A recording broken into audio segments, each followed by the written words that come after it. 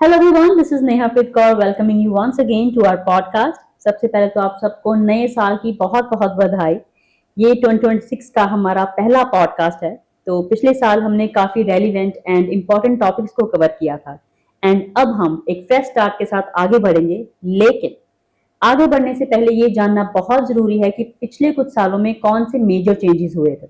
इसलिए इस एपिसोड में हम कनाडा के 2024 एंड 2025 के मेजर अपडेट्स के बारे में डिस्कशन करेंगे ताकि आप उसी मुताबिक अपनी फ्यूचर प्लानिंग्स कर सके, अपनी वीजा की प्रिपरेशन कर सके, वो भी बिना किसी कंफ्यूजन के। तो चलिए शुरू करते हैं आज का episode with none other than the CEO of Pine Immigration, Dr. Ravi Garg himself. Welcome, Ravi sir, and Happy New Year, sir. Thank you very much, and Happy New Year to you, and Happy New Year to the audience as well. और बहुत अच्छी आपने बात की कि जो recent time में changes हुए स्टडी वीजा या इमिग्रेशन मैटर्स में, तो वो इतने ज्यादा थे एक के बाद एक और इतने कंफ्यूजन थे कि बहुत सारे कंसल्टेंट्स तो एक किस्म से हथियार उन्होंने डाल दिए कि भाई इतने changes, these are all confusing, कि पता नहीं क्या हो रहा है। वो हम सब जो है इस तरह से डिस्कस करेंगे कि ऑडियंस को लेटेस्ट रूल्स एंड रेगुलेशंस का पता चल पाए कि इस वक्त क्या जरूरत है, कितने फंड्स चाहिए, कितने जो है जीआईसी अमाउंट, कैसे वीजा लेना है, क्या रूल्स हैं। और इसके साथ ही हाँ, मुझे याद आया कि मैं आपको कॉन्ग्रेचुलेट करना चाहता हूँ।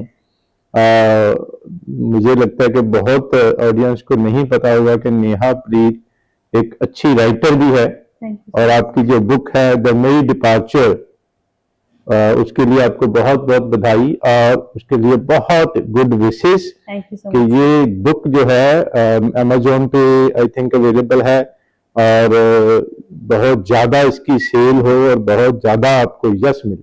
Thank you so much sir, thank you.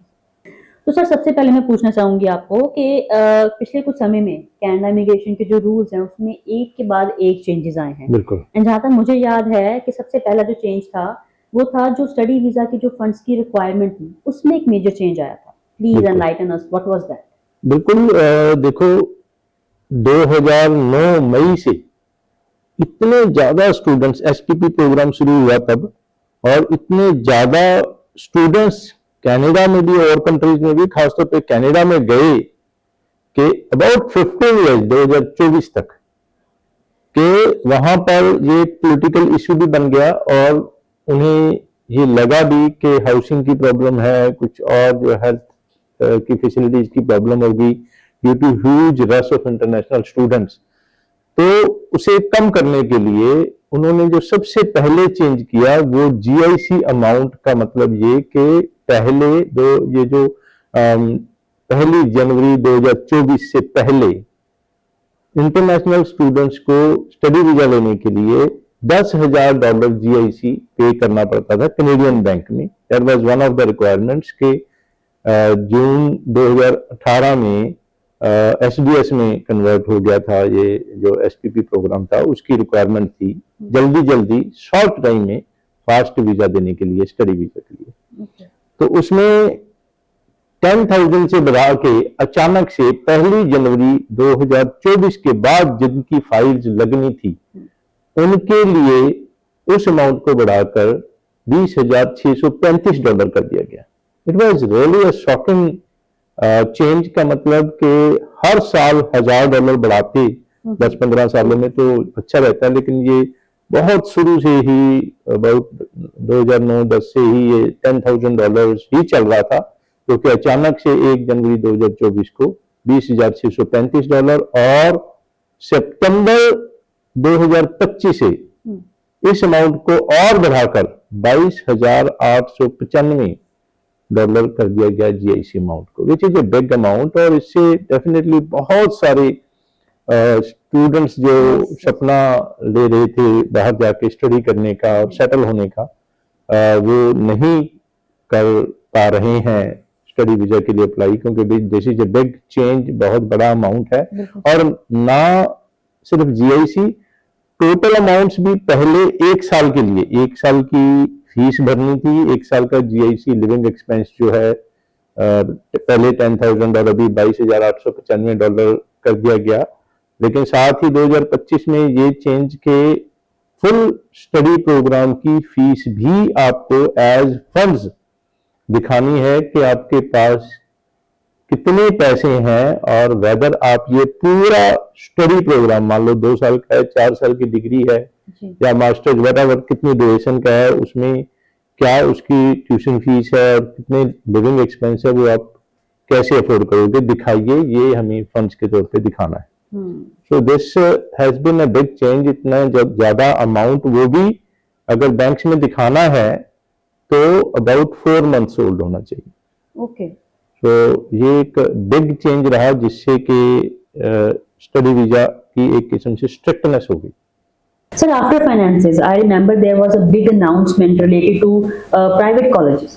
What exactly changed there? देखिए, 22 जनवरी 2024 को कैनेडियन गवर्नमेंट ने ये अनाउंसमेंट की कि पीपीपी का मतलब पब्लिक प्राइवेट पार्टनरशिप वाले कॉलेजेस, ये क्या था कि कुछ प्राइवेट कॉलेजेस ने पब्लिक का मतलब गवर्नमेंट कॉलेजेस के साथ पार्टनरशिप करके एग्रीमेंट किया, और वहां पढ़ने वाले इंटरनेशनल स्टूडेंट्स को हर किसी प्रोग्राम, जो भी वो स्टडी करेंगे कोर्स, उसको पढ़ने के बाद पोस्ट ग्रेजुएट वर्क परमिट मिलेगा। लेकिन गवर्नमेंट के कंसर्न्स थे, एम्बेसी के कंसर्न थे कि वहां दी जाने वाली पढ़ाई की क्वालिटी ठीक नहीं थी, अप टू द मार्क नहीं थी, और मैनेजमेंट इश्यूज का मतलब ये कि बहुत बार ऐसा हुआ कि स्टूडेंट्स वीजा लग के वहां पहुंच गए और उनके पास सीट्स नहीं थी, जगह नहीं थी उनको पढ़ाने के लिए, तो उनको अगले सेमेस्टर तक के लिए वेट करने को कहा गया और स्टूडेंट्स बहुत निराश हुए। इस तरह के इश्यूज को लेके कैनेडियन गवर्नमेंट के कंसर्न्स थे, और जिसकी वजह से 22 जनवरी को यह अनाउंसमेंट हुई कि 15 मई 2024 से पहले जो इंटरनेशनल स्टूडेंट्स उन कॉलेजेस में, पीपीपी कॉलेजेस में स्टडी शुरू कर देंगे, उन्हें हर कोर्स में जो स्टडी करेंगे प्रोग्राम्स में पोस्ट ग्रेजुएट वर्क परमिट में। लेकिन 15 जनवरी 2024 के बाद इन पीपीपी कॉलेजेस में स्टडी करने वालों को पोस्ट ग्रेजुएट वर्क परमिट नहीं मिलेगा। सर, पहले स्टूडेंट्स जो थे वो कोई भी प्रोग्राम चूज कर लेते थे, एंड उसके बावजूद भी उनको पीजीडब्ल्यूपी मिल जाता था। बिल्कुल। And that's also change, right? बिल्कुल। 1 नवंबर 2024 को या उसके बाद जिनकी भी फाइल्स लगेंगी, ऐसा कनाडा एम्बेसी ने डिक्लेयर कर दिया, उन्हें तभी पोस्ट ग्रेजुएट वर्क परमिट मिलेगा अगर वो मास्टर्स प्रोग्राम करने जाएंगे, कोई डिग्री प्रोग्राम करने जाएंगे, या पीएचडी प्रोग्राम करने जाएंगे, या फिर उस फील्ड में स्टडी करने जाएंगे जिसकी ऑक्यूपेशंस लॉन्ग टर्म शॉर्टेज में है। ओके। और अगर 1 नवंबर 2024 से पहले किसी की फाइल लगेगी तो उन पर यह नया रूल लागू नहीं होगा, उन्हें किसी भी तरह के प्रोग्राम में स्टडी करने पर पोस्ट ग्रेजुएट वर्क परमिट मिलेगा। सो 1 नवंबर 2024 के बाद ये जो रूल चेंज हुआ, उसके लिए इंटरनेशनल स्टूडेंट्स को बहुत सोच समझकर चूज करना होता है प्रोग्राम, कि किस प्रोग्राम में पोस्ट ग्रेजुएट वर्क परमिट है। बहुत ही सिलेक्टेड प्रोग्राम्स में है और बहुत ध्यान देने की जरूरत है। जिन प्रोग्राम्स को स्टडी करने के बाद पोस्ट ग्रेजुएट वर्क परमिट मिलेगा, उन प्रोग्राम्स की लिस्ट कनाडा एम्बेसी की वेबसाइट पर भी देखी जा सकती है और कॉलेजेस की वेबसाइट पर भी देखी जा सकती है। सर, एक ऐसा चेंज दैट सरप्राइज्ड एवरीवन, और वो था English language requirement for PGWP. Sir, please आप उसे एक्सप्लेन करें सर।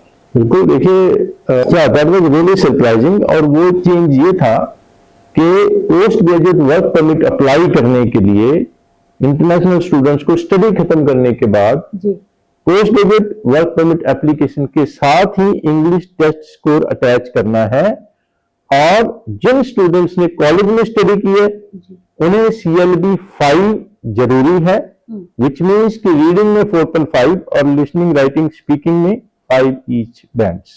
ओके। और जिन स्टूडेंट्स ने यूनिवर्सिटी में स्टडी की है उन्हें CLB 7, विच मीन्स कि चारों मॉड्यूल्स में रीडिंग राइटिंग लिसनिंग स्पीकिंग में 6 बैंड्स ईच, ये स्कोर लेने जरूरी है, तभी उन्हें पोस्ट ग्रेजुएट वर्क परमिट मिलेगा। Sir, another big concern was the misuse of spouse open work permit route. तो सर वहां पे कौन सी रिस्ट्रिक्शंस इंट्रोड्यूस की गई थी? देखिए, एक तो रिस्ट्रिक्शन ये हुई कि सिर्फ मास्टर्स, पीएचडी या कुछ सिलेक्टेड डिग्रीज पढ़ने जाने वाले जो स्टूडेंट्स हैं उनके स्पाउस को, उसमें doctor of dental surgery DDS, bachelor of law, doctor of medicine MD, doctor of optometry pharmacy, doctor of veterinary medicine, bachelor of science in nursing, bachelor of education BEd, bachelor of engineering, सिर्फ इन degrees में पढ़ने जाने वालों के spouse को open work permit दिया जाएगा, या जैसे मैंने कहा मास्टर्स या पीएचडी, और मास्टर्स भी 16 मंथ्स की होनी चाहिए। सर फाइनली एक मेजर चेंज हुआ था for spouses of the work permit holders. Sir वहां क्या चेंज हुआ था?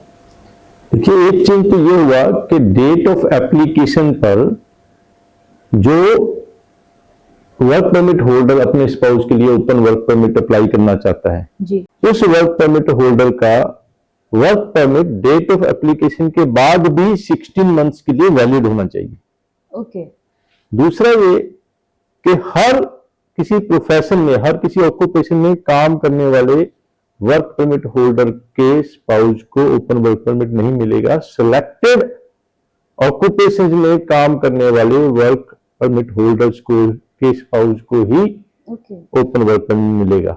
और वो क्या है, या तो वर्क परमिट होल्डर टीयर 0 या टीयर 1 की किसी ऑक्यूपेशन में काम कर रहा हो, या फिर टीयर 2 और टीयर 3 की उन ऑक्यूपेशन में काम कर रहा हो जो कि लेबर शॉर्टेज में हो या फिर गवर्नमेंट प्रायोरिटी से लिंक्ड हो। और इन ऑक्यूपेशन में जो ज्यादातर ऑक्यूपेशन हैं वो natural and applied science, construction, health care, natural resources, education, sports and military sectors में है। सो ध्यान देने वाली बात है कि हर किसी ऑक्यूपेशन में काम करने वाले वर्क परमिट होल्डर के स्पाउस को ओपन वर्क परमिट नहीं मिलेगा। सिलेक्टेड ऑक्यूपेशन में ही काम करने वाले वर्क परमिट होल्डर्स के स्पाउस को ओपन वर्क परमिट मिलेगा। एंड ध्यान दें कि किस कैटेगरी में, किस ऑक्यूपेशन में मिलेगा, किस ऑक्यूपेशन में नहीं मिलेगा। Well, thank you so much, Ravi sir, for breaking down all the updates so clearly. I really hope कि हमारे listeners के लिए जो आज की हमारी discussion थी वो उनकी study या फिर immigration की planning को अच्छी direction देगी। Once again, thank you so much, Ravi sir. You're most welcome. And to our audience, हम फिर मिलेंगे अगली ऐसे ही important discussion के साथ। तब तक stay informed, stay safe and stay tuned with Pine Immigration. Thank you for watching.